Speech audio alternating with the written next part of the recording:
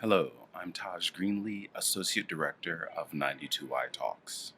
It's my pleasure to welcome you to our event, Netflix's The Queens Gambit. Anya Taylor-Joy, Marielle Heller, Moses Ingram, and executive producer Scott Frank, in conversation with moderator Jodie Foster. We're thrilled to host this very special program with the cast and creator of the drama adapted from the novel by Walter Trevis. Our panelists are Anya Taylor-Joy as chess prodigy Elizabeth Beth Harmon, Marielle Heller as Mrs. Alma Wheatley, and Moses Ingram as fellow orphan Jolene. This event also reunites friends and Little Man Tate collaborators Scott Frank and Academy Award winner Jodie Foster. Scott is co-creator, executive producer, writer, and director of The Queen's Gambit. The entire series is currently available to stream on Netflix. And now, please enjoy 92Y Talks presents Netflix's The Queen's Gambit. Thanks for coming. Men are gonna come along and want to teach you things. Doesn't make them any smarter.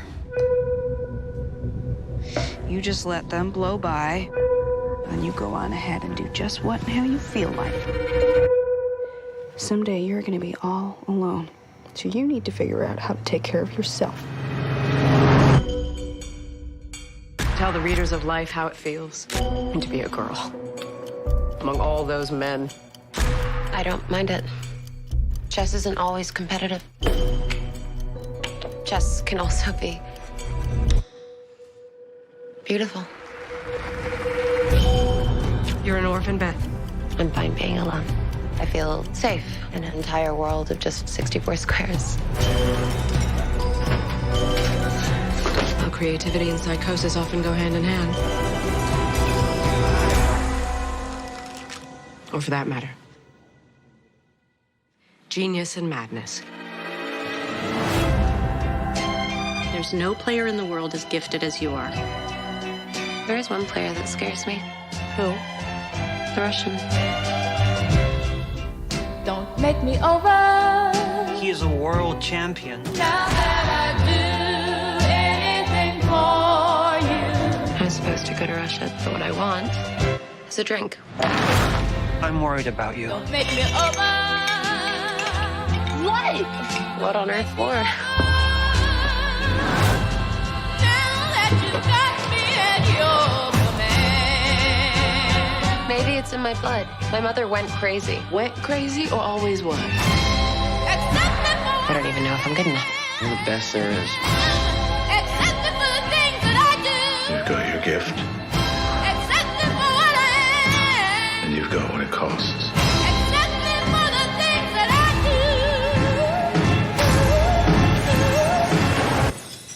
do. Hard to say for you what that will be.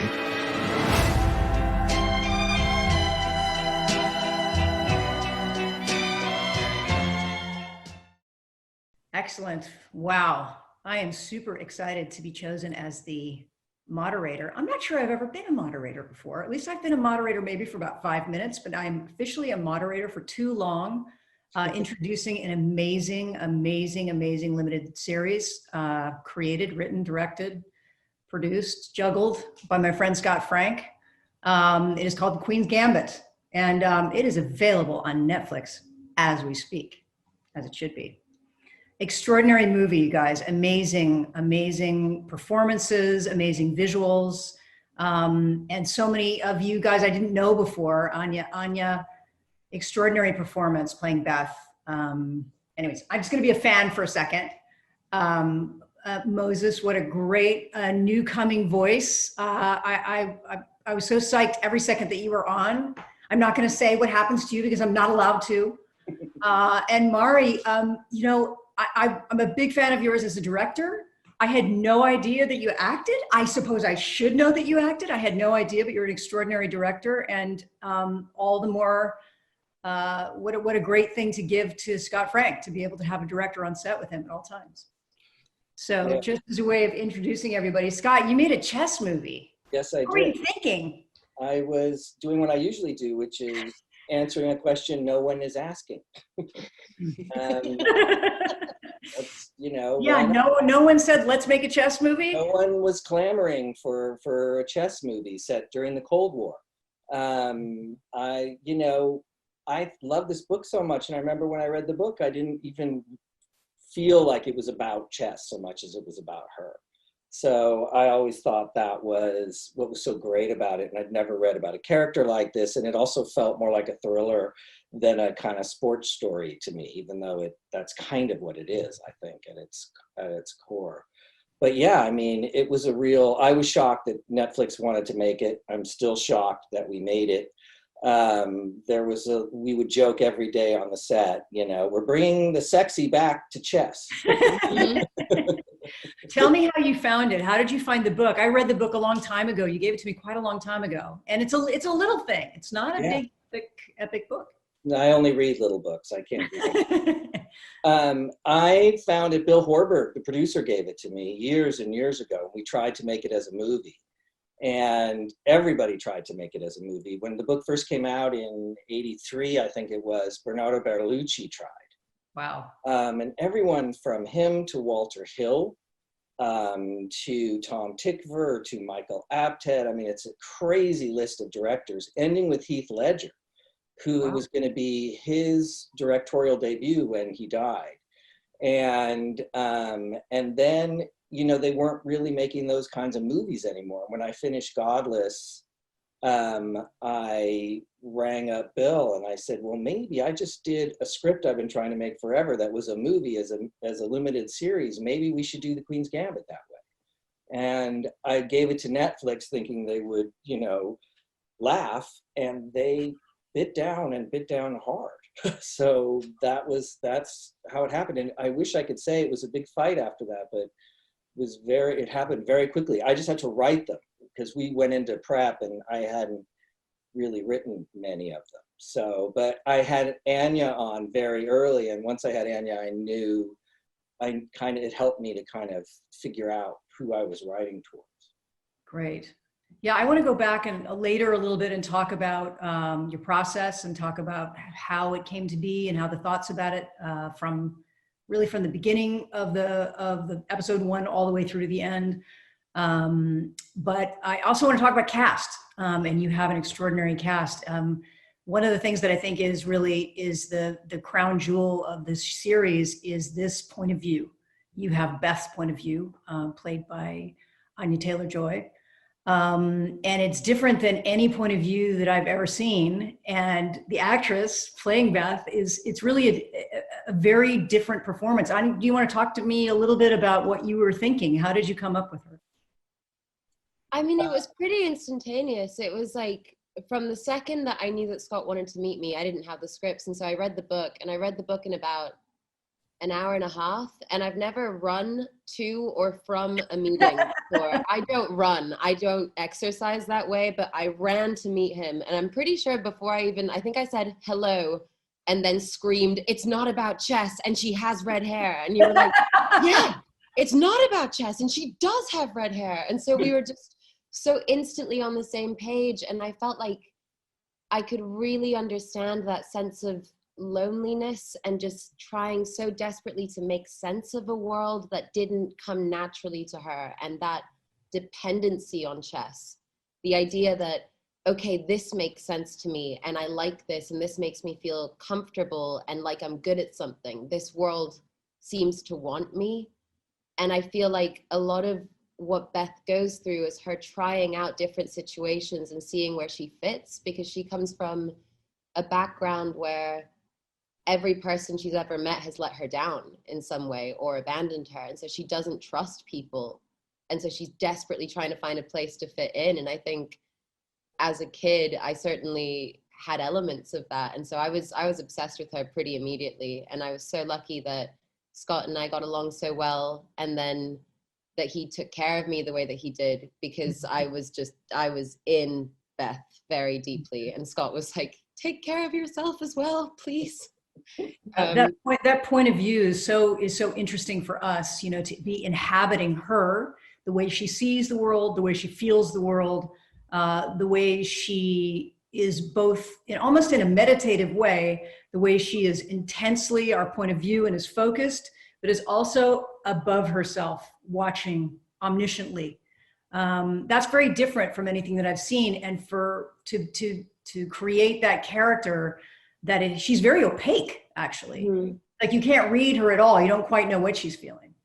Yeah, I don't think she really knows what she's feeling a lot of the time. I think she's reacting to what's going on around her, and also reacting from a place of defensiveness. She feels like she's being attacked consistently, which is, I think, is why she's such an attacker on a chessboard. I think she goes out aggressively because she feels that's the one place that she can. And it's interesting, actually, with the way that the language progresses in the script. She actually she gains the language to be able to talk about her feelings. But if you look at the way that she communicates, especially at the beginning, it's very staccato. And instead of, like, she hasn't learned how to open sentences yet. So she'll clear her throat a lot of the time because she just can't communicate with people.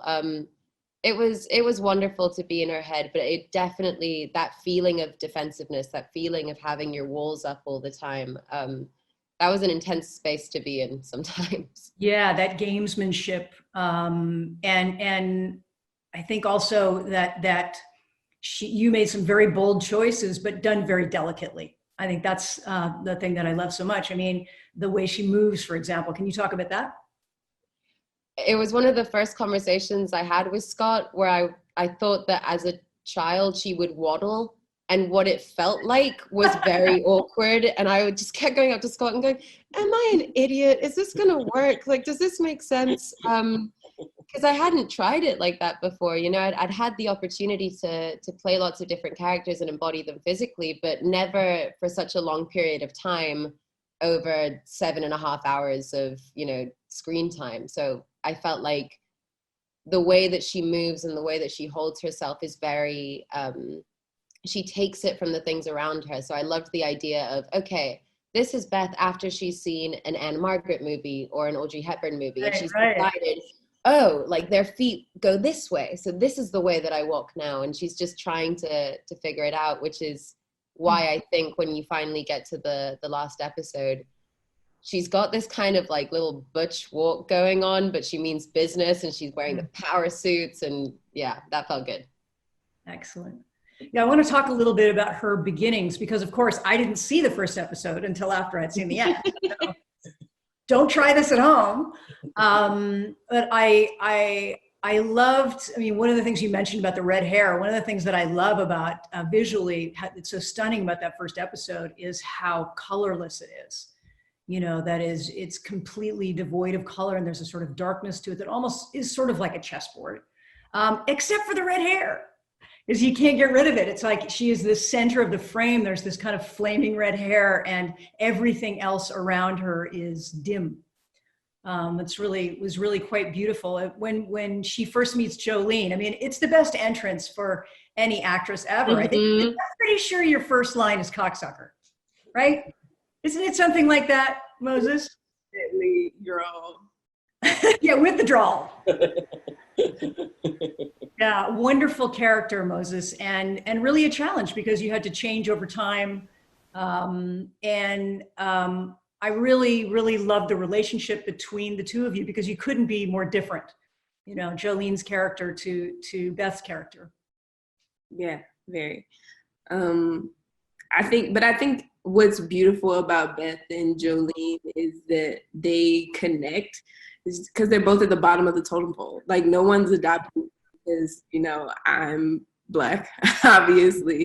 And here she is with this crooked little bang, this bright red hair, you know, sort of there together at the bottom, you know, but also seeing each other in a way that other people don't. I think it's really beautiful.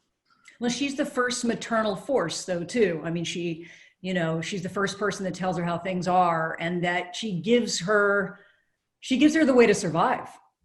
Definitely, and I think Jolene really enjoys being able, you know, to mother someone like a little doll, almost, in a way that she herself wasn't cared for, in the way, like the women who work there, right? They aren't necessarily warm.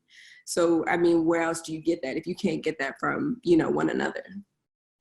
Yeah, that's the first kind of emotional relationship. Obviously, it's the first emotional relationship in the movie, but it's also the first time that I see that Beth has a voice. And in some ways it comes through Jolene's character, is that she's sort of allows her to have a voice.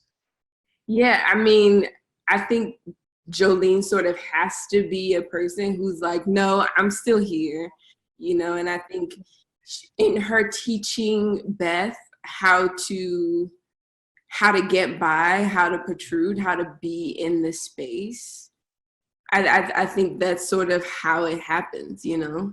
Yeah. I don't think I'm going to give anything away by saying that your character gets a little older. I think that's okay. We're not going to say, oops, we're not going to say much else, but we're going to say that. So there is a sort of a drastic shift that happens to your character, and yet Jolene is exactly who she was from the beginning.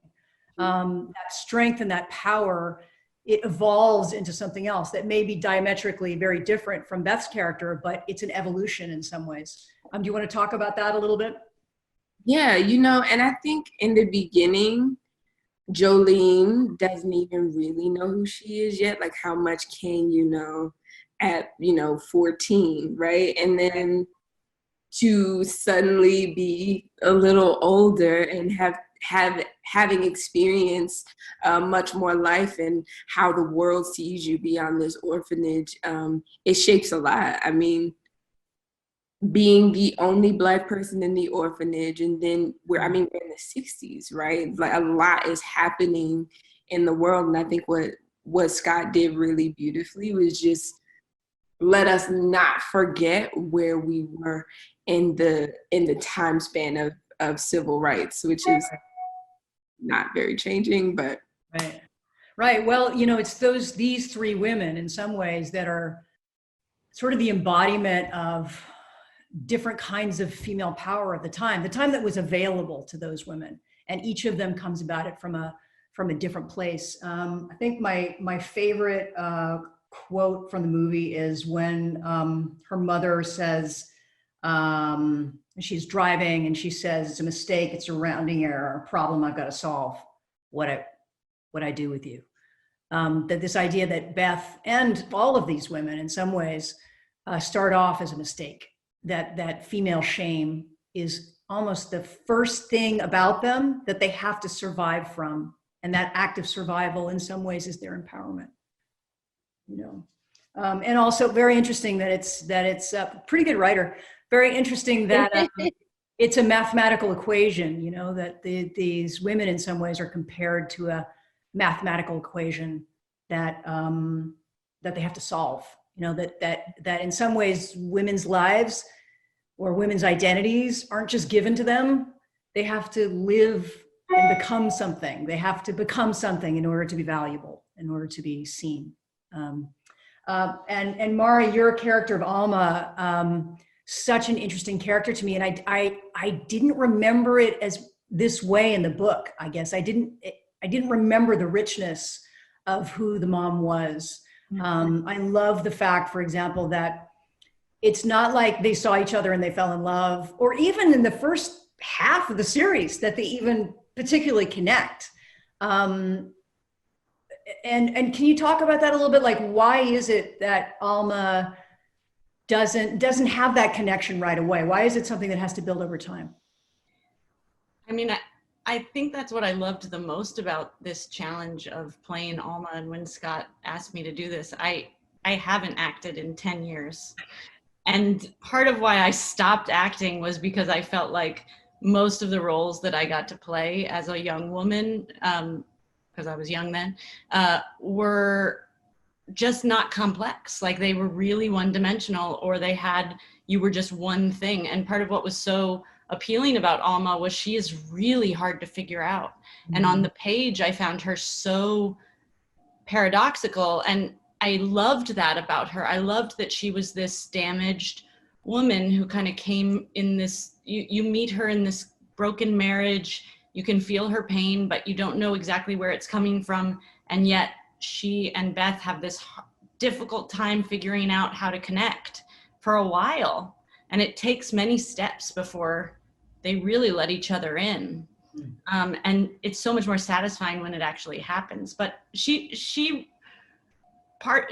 remained a fun mystery to play at every stage of this, because she was not a character who you immediately were like, oh, I get who she is. She always says things the same way. She kind of sees life through this one lens. Like, she's a very complex woman with, you know, a housewife at that time who's really unfulfilled in her own dreams, who sees Beth fulfilling her dreams and following this passion of chess.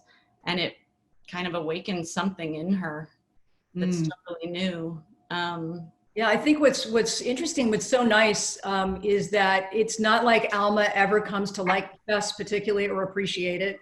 No, she never has any appreciation for it at all. Yeah, she understands that it's hard won, and she understands that it's an amazing thing that Beth is special, but she doesn't really want to watch the chess ever. And interestingly, Anya has the same feeling towards her. It's not like they're ever going to particularly understand each other, but they don't have to understand each other in order to connect. It becomes a very symbiotic relationship. They're able to do things for each other that they have never had. Neither of them have ever had somebody who can kind of support them in the way that they need support. And they don't need somebody to be just like them. They need somebody who can support them and they can talk about. There's an interesting exchange of power that you can see when they make the decision to lie about, you know, their living arrangements and how that's going to work, where I think for the first time in either of their lives, they're looking at the other person and going, I pick you. And I will stay by your side if you promise that you're going to stay by my side. And that is the arrangement. And so they make an actual physical arrangement to do that. And then from that, I think grows an intimacy and an understanding that it's us against the world. Yeah, they're complicit first. Yeah. First, it comes from that place, and it kind of grows slowly as more real relationships do into something that resembles love. But it takes a lot of work. That complicity reminds me of a gamesmanship. It reminds me of like two pieces on the puzzles, the two pieces on the board saying like, well, I'll protect you if you protect me, but I love you, but you know, I've got your back kind of thing. There's actually discussions like that of like, if we do this, I could do this. I could be your mother if this happens. Yeah. And it feels like chess moves, sort of. It feels like it is choosing it to make an alliance with each other.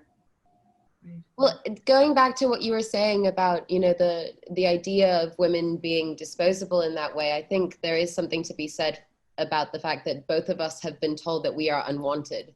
Mm-hmm. And so in choosing to want each other and in choosing to have that decision of, okay, I will protect you, you will protect me, I think it's the first feeling of having somebody in your corner for both of them.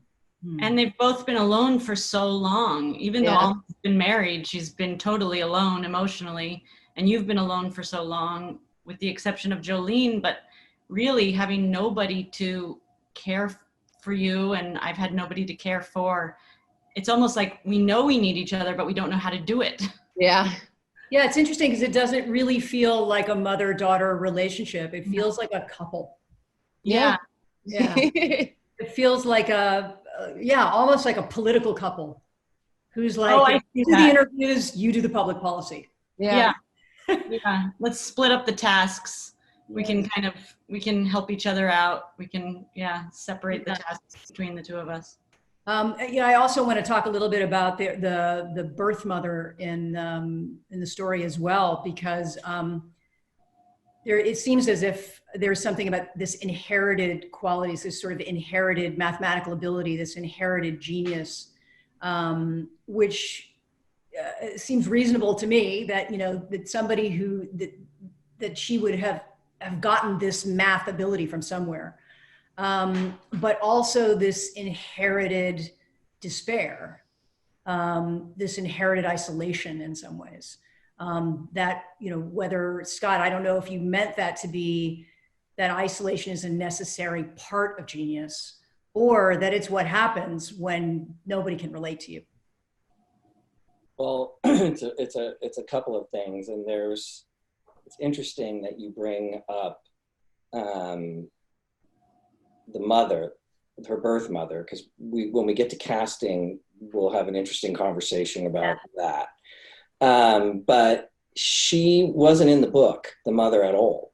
And you don't ever kind of flash back. There's a couple moments where she remembers things that I think her mother told her, but her mother was not a mathematician, not any of those things. And I thought it would be interesting, kind of in a Flowers for Algernon way, for Beth to see what might be happening to her and what might add more tension to it, because the trick with the book is it's so internal that you're always trying to get inside her head. And so I was always looking for external tools and tricks in order to kind of express what's happening with her, or at least in ways we might understand what's happening with her. And so mathematics seemed like exactly the right thing, and her mother being a gifted person. And in terms of isolation, it's both of those things that you mentioned. On the one hand, you can't relate to anybody around you. And on the other hand, they can't understand you. And there is a little bit of Beth kind of on the spectrum, and she's so direct with everybody, and so kind of has no filter whatsoever. And everybody is sort of instantly transparent to her in a way. And she does also know how to move people like pieces. She does sort of know how to protect herself that way. But, the book for me was like the movie we made, the kind of cost of genius and the curse of that and the burden of that. And, and what do you do with all this energy you have? Where does it go? Yeah, Scott, Frank, and I, we made Little Man Tate together. Well, he wrote it and I directed it. And there are a lot of similar themes, obviously, because you're dealing with a child prodigy. And there are other movies that have also been made, that concern chess and child prodigies. Searching for Bobby Fischer is another one. And even, the Bobby Fischer movie with Tobey Maguire, they flirt around this idea of, actually the fear is genius madness. And in some ways, it's not the genius that is madness, it's the excellence. It's in some ways, it's the having to go, it's not having the ability or, having the knowledge, it's having to go further than even your body wants you to go, or than even your mind wants you to go.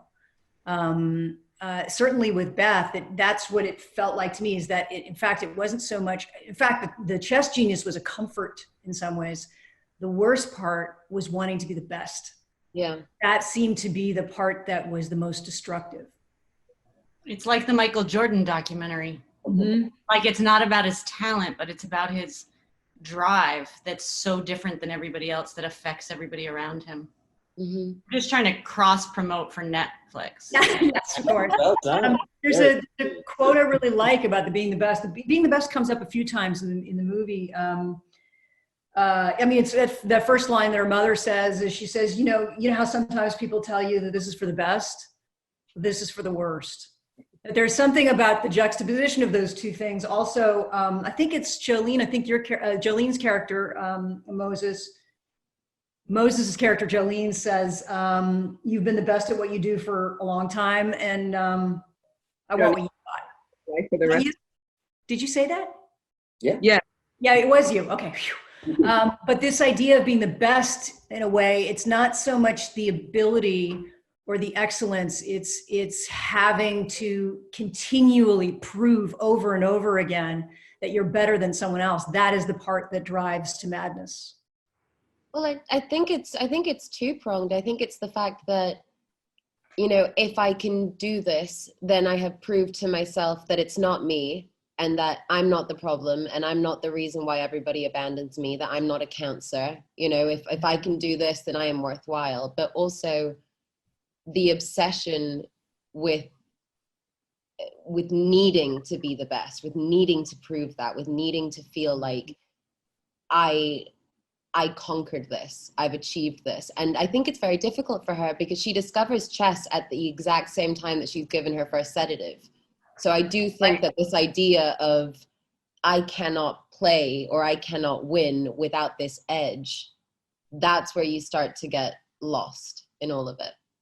It's kind of the addiction element to the show is very interesting to me, because because it sort of expressed itself in a number of ways. One, it feels inherited from her birth mother. So it did feel like, oh, she has a propensity. You know, this is something that her mom has had as well. This is something that her mom, who was a genius as well, has had to deal with. But also that the addiction is what allows her sort of physically to experience the chess in a new way. But it also allows her to be free of herself in some ways. There's a freedom that comes, sort of almost like she's finally in her body in a way that she's never been able to be. So with her mind gets dulled just to the point that she can actually be instinctual. Well, it shuts off the left side of her brain, the side of her brain that's always at her all of the time. It just shuts that off. So she does feel like and I think any addict can say that, you know, it all works until it stops working. Right. Like there's a reason that you pick up that first drink or you take that first sedative, is that it does work at the beginning. But the issue with those substances is they will eventually stop working and they will drive you crazy or kill you. So well, the chess itself is a type of her relationship to the chess is a type of addiction. And interestingly, I mean, really from the moment where Moses introduces her, Moses, sorry, Jolene introduces her. I go back and forth between you and your character. And it's hard to get the Dolly Parton song out of my mind for the character. But when Jolene introduces her, really does introduce her to drugs, about what drugs can do, gives her the rules, like these are the rules for how you can control your world. That to me was like the first person dealing with addiction. Well, you know, there's something interesting because her mother actually didn't drink. You know, Jolene asks her, did your mom drink, you know, and do, you know, take pills and such, or something along those lines, and she didn't, which makes it even scarier for Beth. And the thing about Beth that's interesting is she's trying on all these identities. The thing that Anya was saying earlier is really interesting, that she kept reflecting these people that she saw. She would look even at mannequins, you know, she would see dresses on a mannequin and she would want to be that. She would see other girls, and that continues throughout the thing. There's a woman on the staircase who's dressed, you know, rather smartly, and she looks at her, you know, she's always kind of reinventing herself as she goes along. And just as a side thing, because the walk thing is really interesting to me, because all three of these actors are a lot of what they're talking about that they were using, which all of it is so right and so interesting, was stuff they brought. A lot of it was stuff that they brought. So that you really have to know that. And Anya's first day as young Beth, she walked like her and then came over and said, what do you think? You know, she just did it and it was so great. And the best thing was, at the same time, Mari, they were both getting off a bus and crossing the street. And first Mari gets off with her purposeful, could give a shit about the kid behind her, just gonna wade right into traffic or whatever. And she's got this walk, which she has throughout the whole piece. And then Anya gets off the bus and the door closes on her, which was really an accident. And then she goes and she does this little, you know, weird walk that she does in the store. That was perfect. And then Jolene, you meet Jolene, and Moses does this bouncy thing where she's kind of bouncing and giving you a look, and it's this very comfortable, I own this place, you know, none of which I discussed. None of which, if they had asked me to give them an idea as to how to walk, I'm sure it would have been bad. But what they just did on their own was so good. And so they found these people. And I think that it was great, because I always kept thinking of the clothes were so important, because she kept changing and you could track it from the little dress, which is the one thing that was closest to her, that her mom embroidered for her, you know, all the way up through that, you know, outfit at the end. And so she's constantly changing and talking about clothes because she thinks that's what's going to fix things. Right. So that identity and that sort of thing for her. And the drugs, the tranquilizers, which I think were probably the equivalent of Valium or something that they were giving them, you know, she organizes around that in the great way addicts do. And like, you know, Anya was saying, it works until it doesn't. But it's also a superpower. I mean, it's all she's got. And to the point that even Jolene knows this and helps her at one point, you know, but she's so desperate for these things and she's never even experienced what this kind of hunger is like. And then the last thing I'll say is, you know, the other thing she's really curious about is sex and the other sex. She's always watching people. She's always kind of curious about it. And then her own first experience is just so bad, mechanical. I want to talk a little bit about our favorite scenes, my favorite scene. We were just talking about addiction. My favorite juxtaposition at the end of episode 1 is when Beth leaves this kind of toga movie, which I'm not sure what it is, whether it's Quo Vadis or... Oh, it's the robe. The robe. She leaves this toga movie with this crazy histrionic music and starts walking down the path to try to figure out how to get those green pills. You know, it has this very prosaic romantic moment of like finding God, you know, this almost Gregorian chants behind her, finding God, gets the whole thing in her hand and is able to take the entire bottle of pills with her. And then there's this wonderful Alice in Wonderland moment where she falls off the stepladder, they break, and she's lying down just surrounded in pills. I thought that's by far my favorite moment of the show. I think it kind of says everything. And I especially love, you know, visually stunning, the sort of desaturated greens and that crazy, you know, spiritual music, and the wide angle lenses and the Alice in Wonderland moment. I loved it. Anybody else want to throw one in? I have to say that little Isla was, I mean, like, I was just pretending to be little, but Isla was like cool and like going in and then coming out and then doing math problems and then also eating lunch. It was crazy to see a little person work so hard.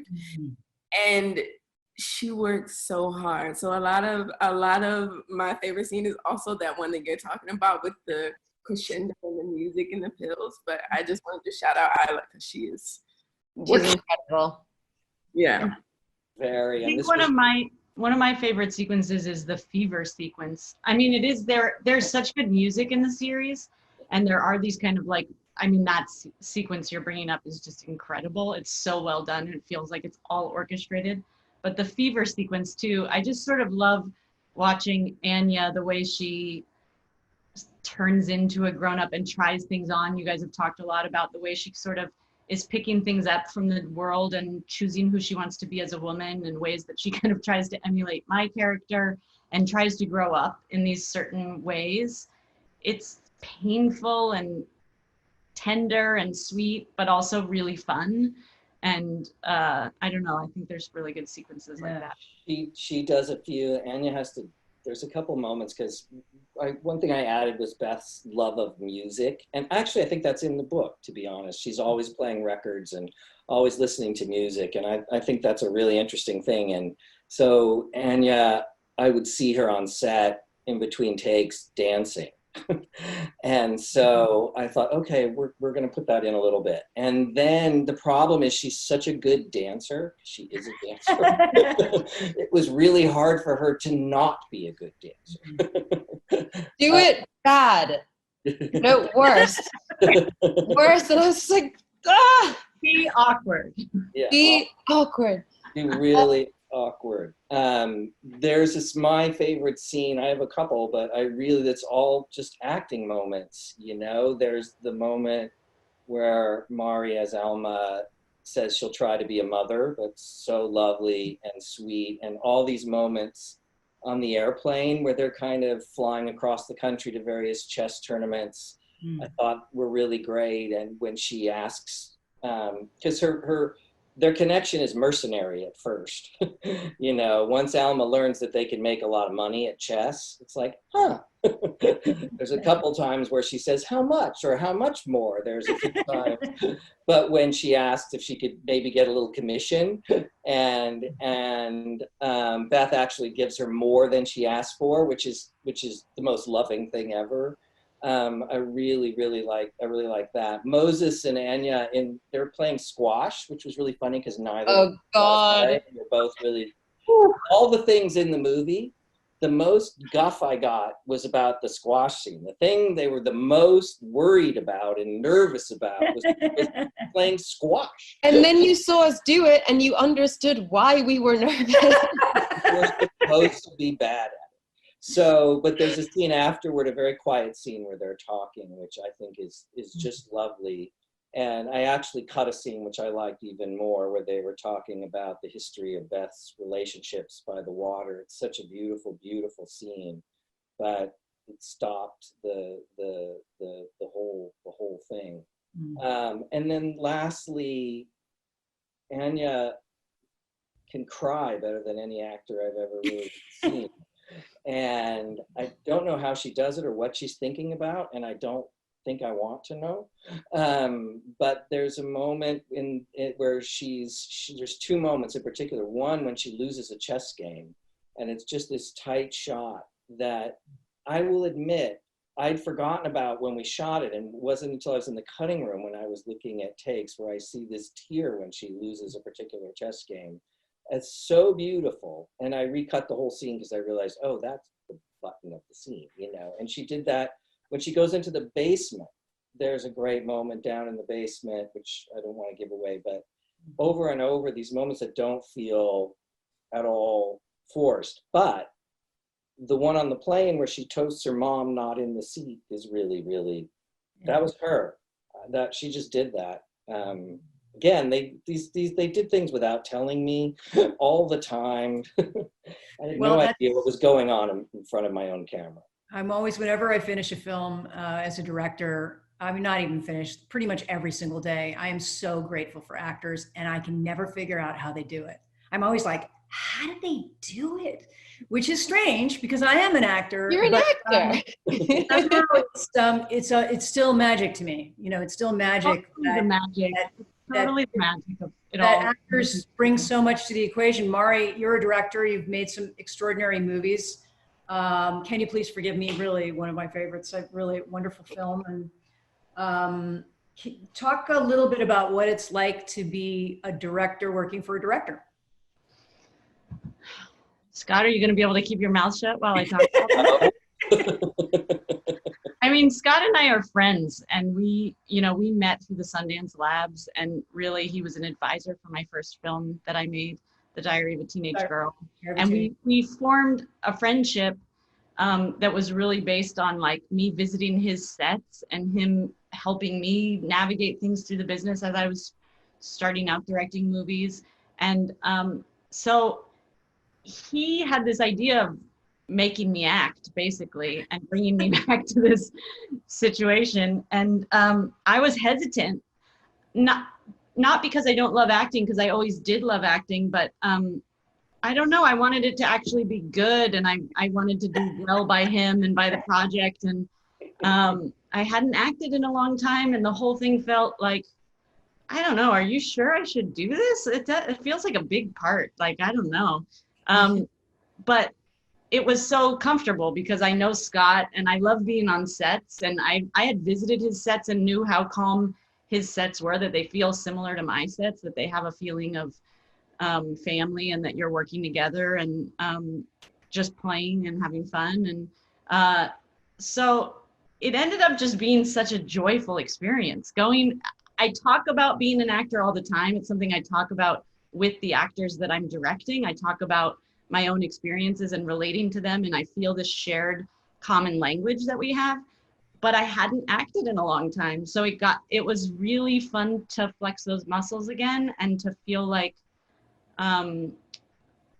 my job on set was so focused on one thing rather than on everything. I mean, obviously when you're directing, you are literally thinking about every single thing that is happening on that set, from running out of coffee and how that's going to affect the day, to, you know, what the prop that you need for this scene is and how the sun is going to affect it.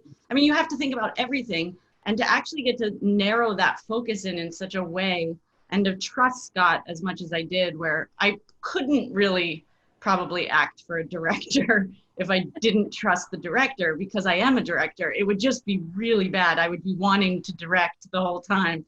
But I didn't find yourself, you didn't find yourself feeling like you wanted to chime in, or? Scott and I talked a lot, and he's giving me guff, but the truth is, he and Steven, our wonderful DP, would always ask me what I thought about things, and we would just get to chat. And I thought about, I mean, I've worked with DPs who are also directors. I also like having other directors around when I'm on set, because it's such a solitary job. And even Matthew Reese, who's the lead of my latest movie, he's also been directing. He's directed a number of episodes of his show, The Americans. I actually like having actors who also direct around also, because you realize there's so few of us. Right. It's actually really nice to get to chat sometimes about what the problems you're working out. So I hope I wasn't too much of an intrusion, but for me, it was a joy, because it wasn't my responsibility. I didn't have to go to the VFX meetings and figure out how they were going to put those chessboards on the ceiling.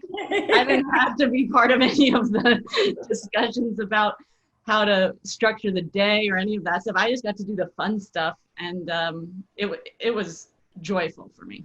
Scott, talk to me a little bit about the process of directing. You are now officially the king of a limited series, because you have now done 2. And it's obviously it's a longer form than creating a feature, and it's a different job than just being a writer. It means you have to have answers for everything. Talk to me a little bit about the process on this one, because it's a very, very, it has a very strong signature. I mean, I don't know that it's any different than directing a movie. It's just a long movie. I mean, it's all written. So I thought of it as a, 350 or so page script, which for me, as you know, is heaven.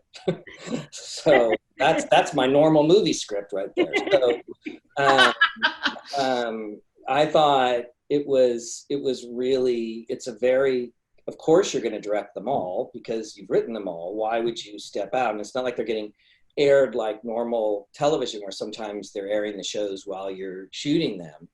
And I just felt like I couldn't imagine anybody else doing it. It's a much more satisfying thing than directing a movie, because you can go so much deeper and you spend more time as a unit working together, and you tend to discover more interesting things.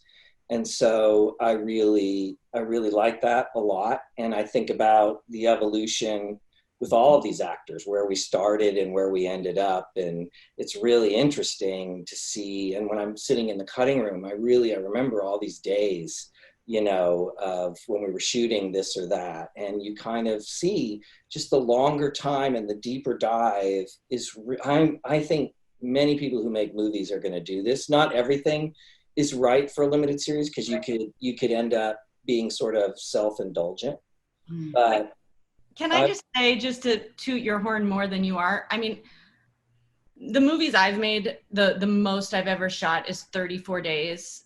And how many days was this? About 90. I know it wasn't as much as Godless, but okay, so 90 days.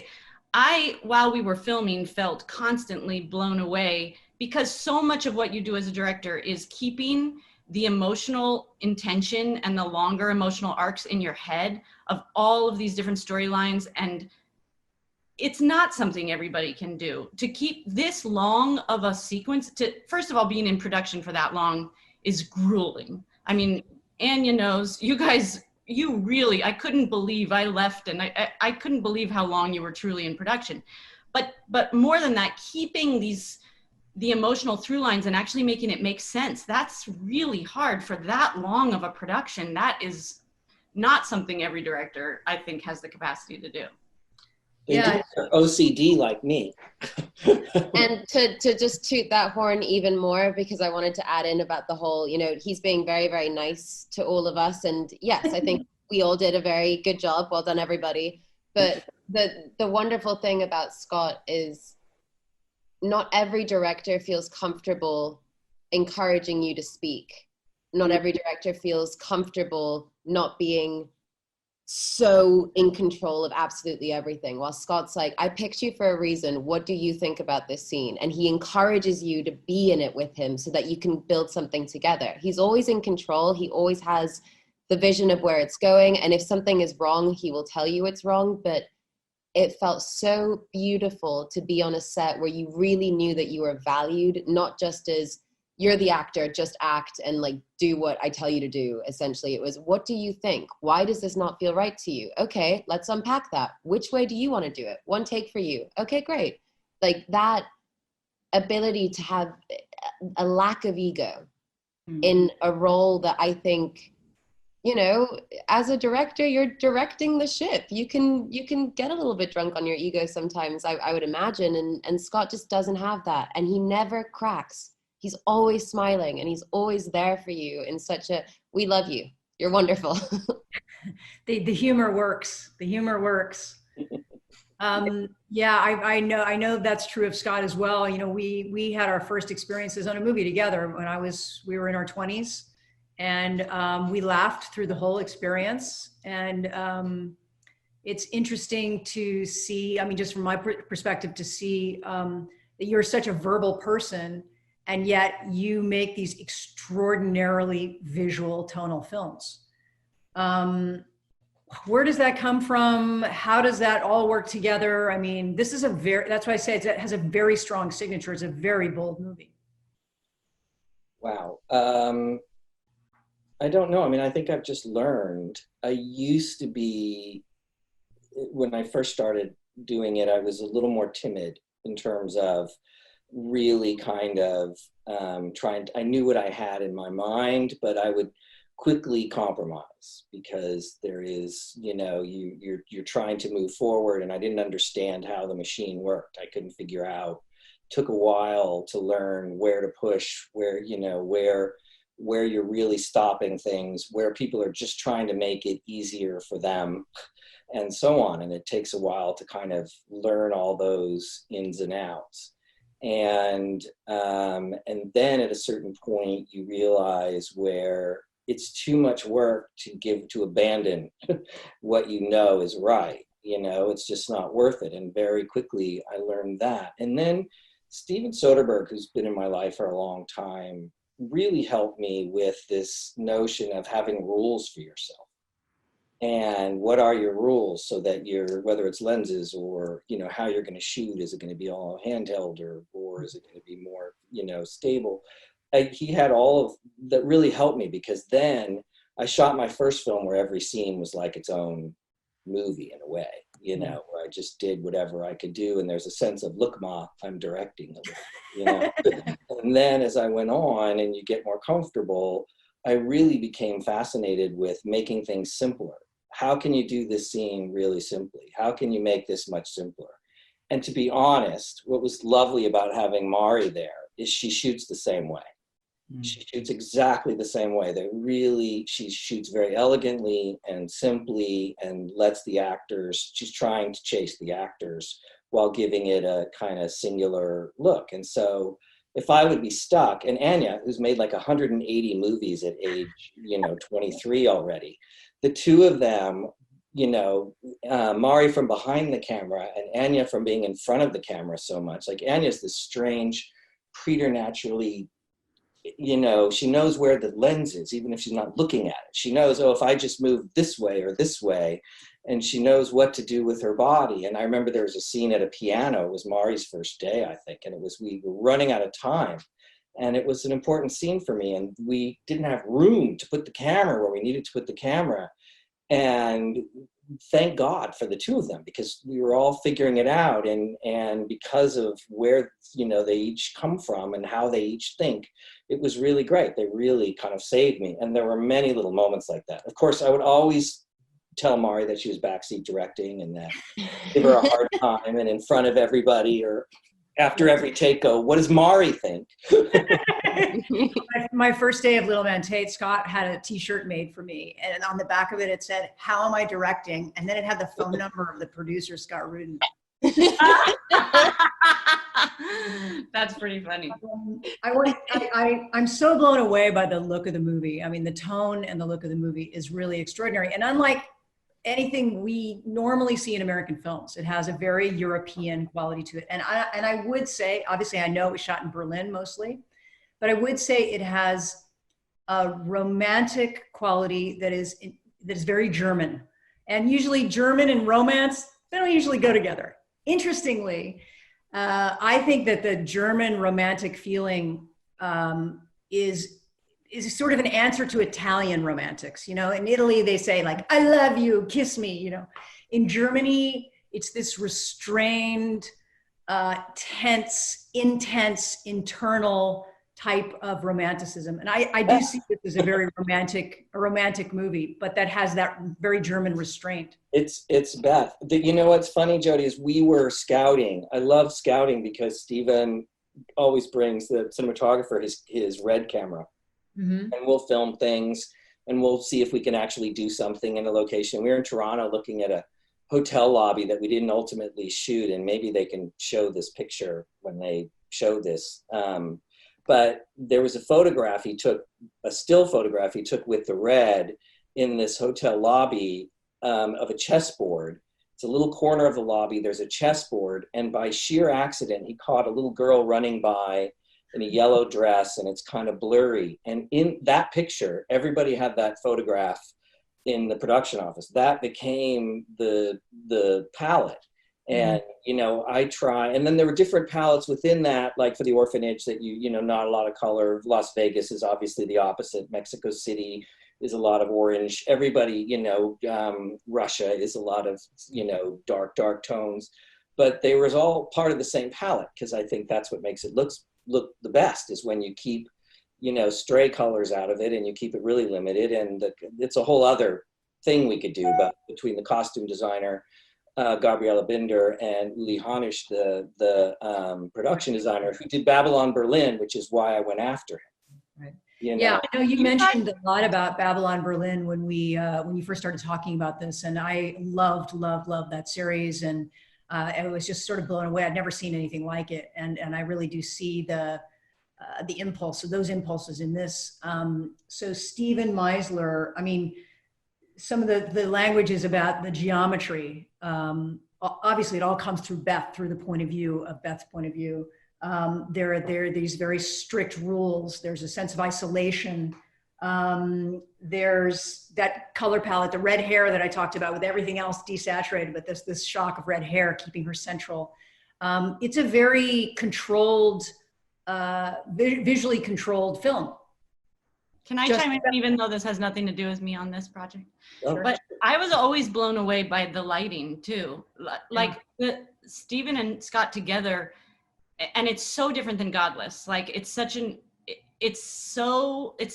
strong style that you guys picked for this show. And every time I would come to the monitor, I was struck by how much it really did look like a painting.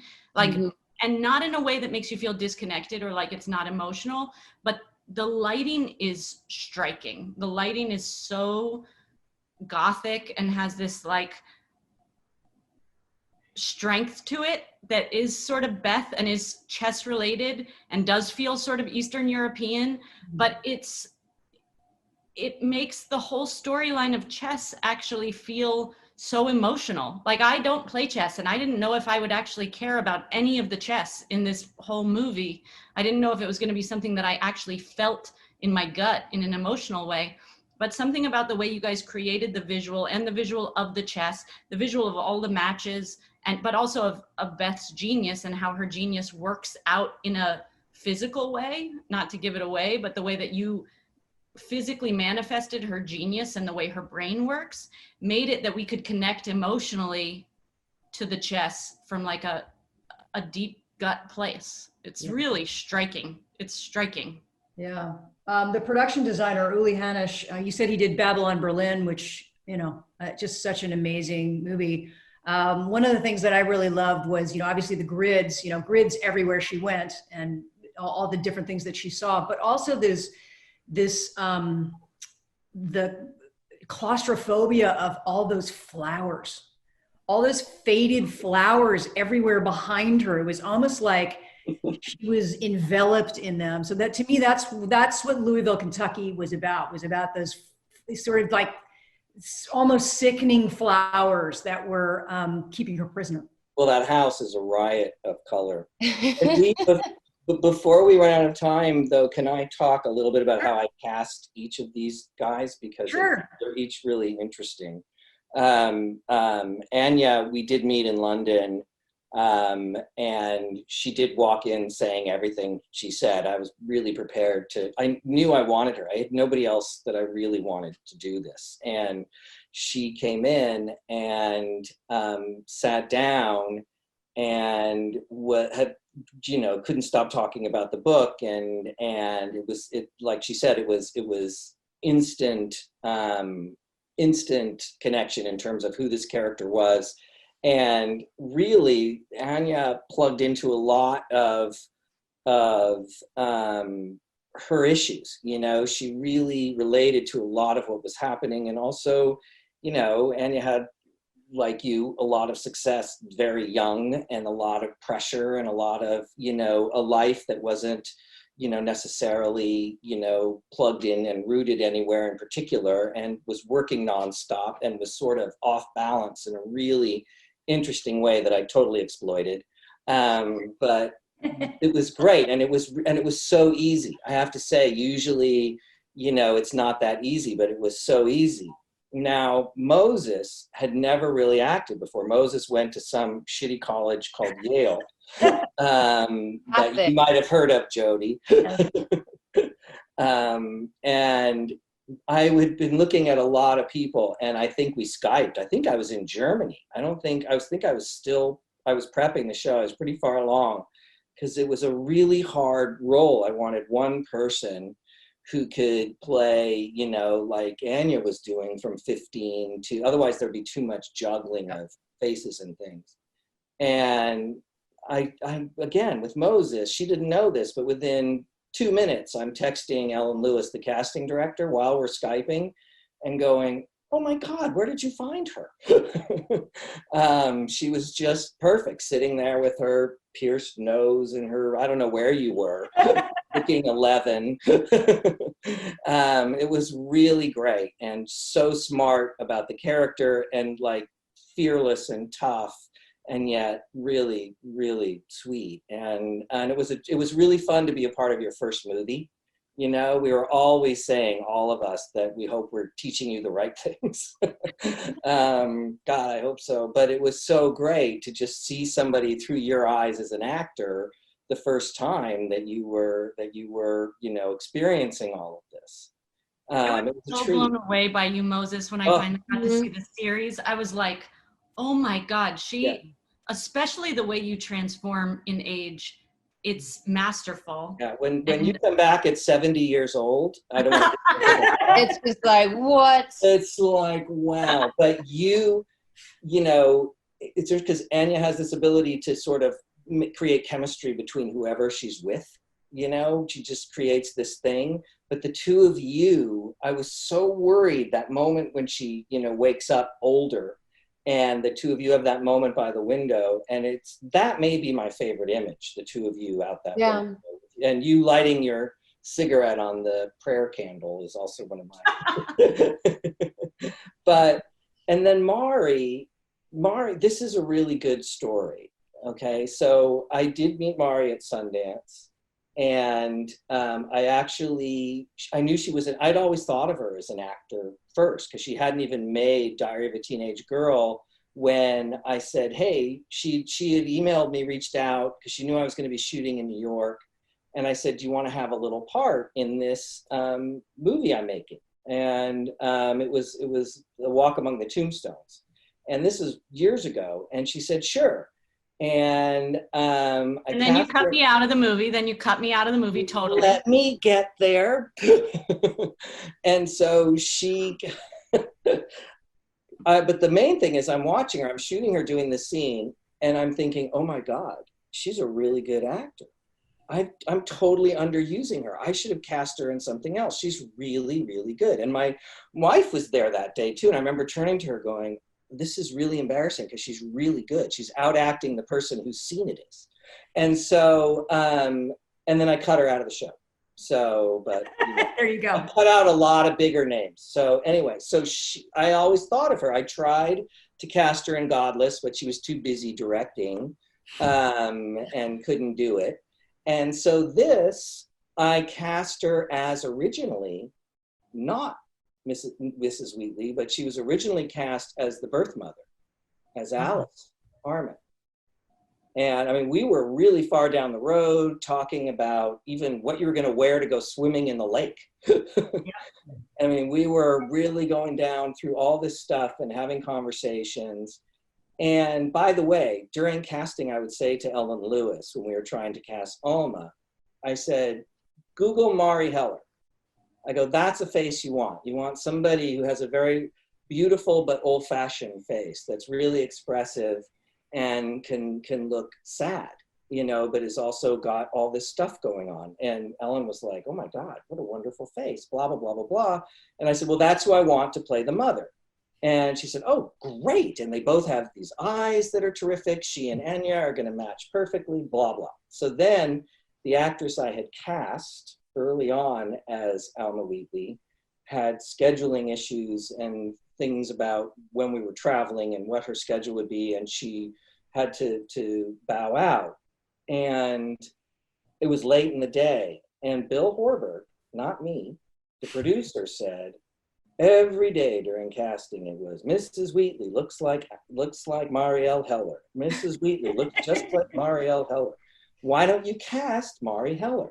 And we were in Toronto scouting, and I called up Netflix, and they said, because I said they're never going to do this, and they said, do you have some film on her that we could look at?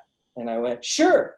And there is no film on Mari to look at, so I sent them an interview she did for the Hollywood Reporter. A round table with other directors where she's, you know, sometimes on, sometimes off. I sent them that and waited to get the phone call where I pick up and they're just laughing. And they said, well, she looks great, but if you think that she could do it, we'll do it. If you think that she could do it. And I said, okay. And then I call Mari, who's shooting a commercial in somewhere. New York. In New York. Yeah. Who had a heart attack. Well, no, I said Netflix is never going to let you do that. And I said, they've already let me do that. I was like, wait, what? I know how casting works. I don't mean anything. You can't cast me in this part. No. So they let me cast Mari, and Mari thought about it for about 10 seconds. Maybe overnight. Maybe you asked Yorm. So I freaked out a little bit. Yeah. Yeah. And then they cut our budget $20 million. No, I'm kidding. The moral of the story is God bless Netflix. No, the moral of the story is it's great when you can find people that you just, you just casting for me and actors, that's the delicious part. And a lot of writers just want you to do it, you know, but the fun thing is what I always say, call the 1 and 1 is 3 factor, where they show you things that surprise you. And these guys, all of them, you know, everyone, quite honestly, I was constantly being surprised, and they were doing things in ways I never thought of. And I mean, how often would I say that to you? And yeah, you would say, is that okay? Are you sure? And I would say, it's not what I thought of. And you would think that meant it was wrong. And it was tremendous. It was really fun because that's what keeps you energized for those long shoots. It's those days where you're either solving problems or you make this discovery together. You don't want it to end. The truth is, Mari, you want it to go on another 90 days. You know, I'm sad when it's over. You get fed by it in a way. Yeah, I've always said that, you know, directors in some ways are like parents, you know, that they're the parent on the film. And there's 2 sides to it. The first is to have a direction, an idea about where we're headed. And the other one is to continually be open to change and for other people to inform the process. You know, the director says the train is leaving the station at 8 and it's going to arrive at 10:45. But in between there, to allow people to be free to contribute, that's really the power of what a great director is. Mm-hmm. I agree. And not all directors like kids. No. It's like you realize not all directors actually like actors. And it's such a joy when that is the dynamic, when it really is directors going, I have an idea of how this is going to go, and I'm also going to allow there to be some freedom in this, and it's going to change and grow. But not all directors like actors. That's true.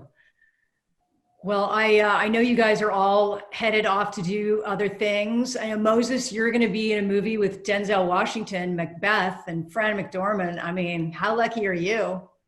We all wish we could just, like, you know, get in your dressing room and just hang out with you.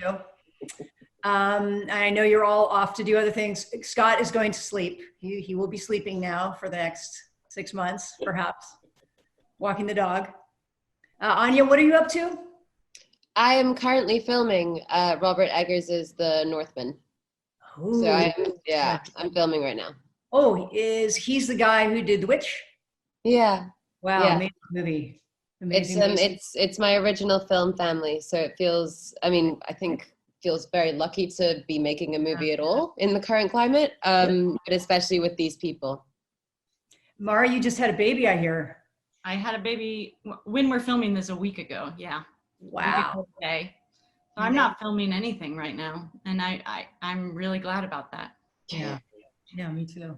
Mm-hmm. Scott, what are you up to? Lots of typing. Well, I can't call it writing yet. But I am a very dull boy. No, lots of writing right now. Just kind of, I have no desire to go make anything for a bit. I kind of want to see what's going to happen with everything. That's a very kind of a circular part of the creative process, is that we get super excited and passionate about something, obsessive, and you do that one thing and can't pay any attention to anything else. And then you can't stand it 1 minute longer, and you have to go back to your life. And then you go back to your life and you enjoy that for about, I don't know, a little while. And then suddenly you're really bored. Yeah. And you get so bored that you're ready to scream. And then it comes full circle again. It's also, there's a mourning process now that we're done. I mean, just seeing all of you today, it makes me sad, because I had this experience in a 30 some odd year full of good experiences already was maybe the best experience I've ever had. In fact, it was easily. And I thought the last one was.